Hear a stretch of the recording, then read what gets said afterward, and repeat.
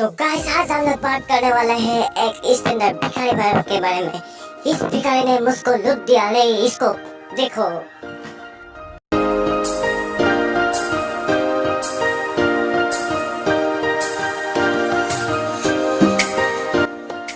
Dinner के season में इसने बहुत पैसा कमा लिया। उसको पैसा देखकर खादान हो गया मानो।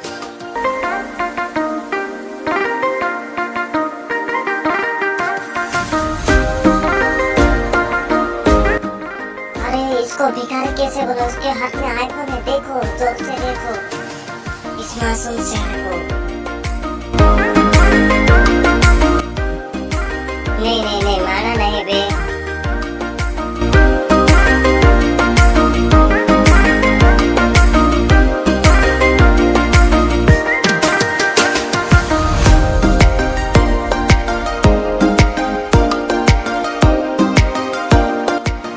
भाग के पैसा लेकर भाग के उसको